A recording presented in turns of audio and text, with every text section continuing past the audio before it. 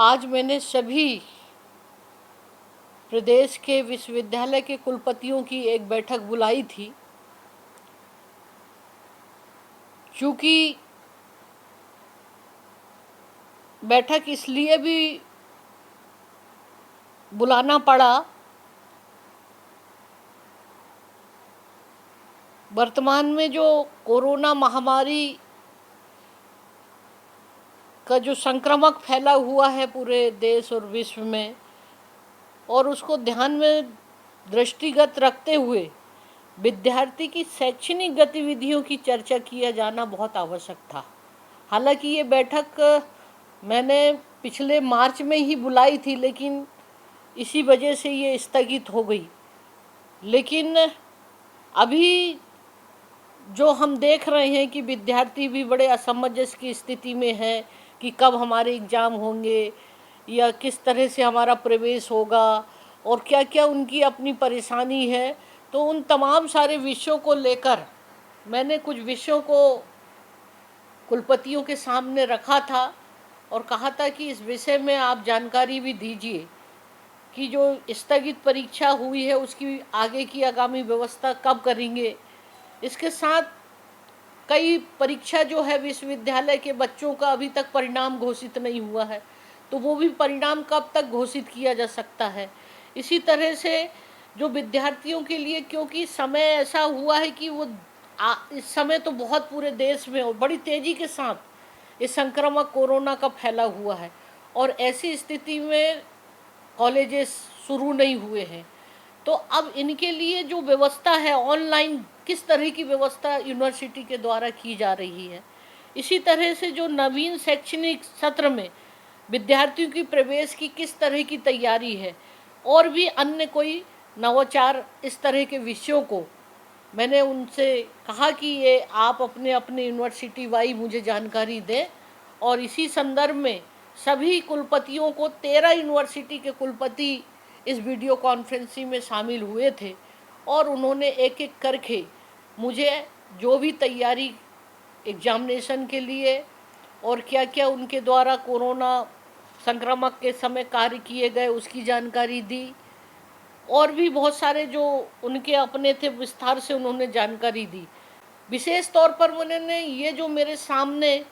छात्रों का द्वारा ईमेल के माध्यम से और बहुत सारी चीज़ें उन्होंने जब मुझे अवगत कराया था, तो उसके संबंध में भी मैंने उनको निर्देश दिया है कि जो विद्यार्थी छत्तीसगढ़ के विश्वविद्यालय में अध्ययनरत है, परंतु भारत के सभी राज्यों में भी जिनका आवागमन पूर्णतः प्रारंभ नहीं हो रहा है, परीक्षा आयोजन के संदर्भ में इस तथ्य को भी ध्यान में रखते हुए उन बच्चों को भी किस तरह की फैसिलिटी दे सकते हैं जो बाहर प्रदेशों में आवागमन नहीं है ये एग्जामिनेशन के समय। इसी तरह से मेरे द्वारा ये भी कहा गया कि कुछ विद्यालय में कुछ लोगों को पीएचडी है, एमफिल है, ये कोरोना के कारण उनका समय पर पूरा नहीं हुआ है, तो ऐसे विद्यार्थियों को भी इसका समय सीमा बढ़ाया जाना चाहिए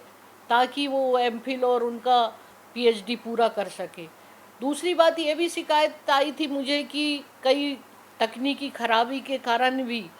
ऑनलाइन में कई बच्चों को प्रवेश फॉर्म भरने में दिक्कतें आई और डबल फीस उनकी ले ली गई है, तो उसका निर्देश दिया है कि वो वापस कर दिया जाए। और इसी तरह से जो भी छात्रावासों में भी रह रहे थे बच्चे लोग, उनकी सामग्री हॉस्टल में छात्रावास में ही रह गई है और ऐसी स्थिति में वो ऑनलाइन अपना कोर्स पूरा नहीं कर पा रहे हैं, तो ऐसे छात्रों की भी क्या व्यवस्था की होनी चाहिए ताकि वो अपना कोर्स पूरा कर सके। तो कुल मिला के सभी विश्वविद्यालय ने बड़े विस्तार से मुझे जानकारी दी और जो भी उन्होंने कहा कि हम शीघ्र से शीघ्र, जैसे ही शासन का निर्देश होगा, हम शीघ्र ही इसके एग्जामिनेशन की तैयारी करेंगे ऑनलाइन की, जहां और एक तो अंतिम फाइनल वालों का ही एग्ज़ाम लेंगे और ताकि जो लोग हैं उनका मूल्यांकन के आधार पर ही वो पास हो जाएंगे और उसकी व्यवस्था जो है तारीख जैसे ही शासन के द्वारा निर्धारित होगी तो वो उसको घोषित करेंगे। और बाकी जो गरीब छात्र हैं, ट्राइबल एरिया है ये छत्तीसगढ़, तो मैंने उनको ये भी कहा कि ऐसी परिस्थिति में उनका भी विशेष ध्यान रखें और एक संवेदना, मानवीय संवेदना के साथ, क्योंकि ये ऐसा संकट आया है कि आज पूरा ही देश और हम सब इससे गुजर रहे हैं, और बच्चों का भविष्य का ख्याल रखते हुए किसी के साथ इस तरह का अन्याय न हो सके परीक्षा में या प्रवेश में, ये तमाम सारी चीज़ों की व्यवस्था ठीक होनी चाहिए। इस विषय में मैंने सारे कुलपतियों को दिशा निर्देश दी है और निश्चित रूप से आने वाले समय में जो भी छात्रों के दिल और मन में जो आशंका है वो दूर हो जाएगी। और मैं तो कहूँगी कि अगर कोई भी छात्र को किसी भी तरह की कोई अगर परेशानी है तो वो सीधे कुलपति से अपनी बात को बताए और मुझे भी यहाँ तक अपनी बात को पहुँचाए, ताकि हम भी उनका कुछ जो भी समाधान हो सकता है मैं पूरा करने का प्रयास करूँगी। बहुत बहुत धन्यवाद। For more information, log on to www.clips.in.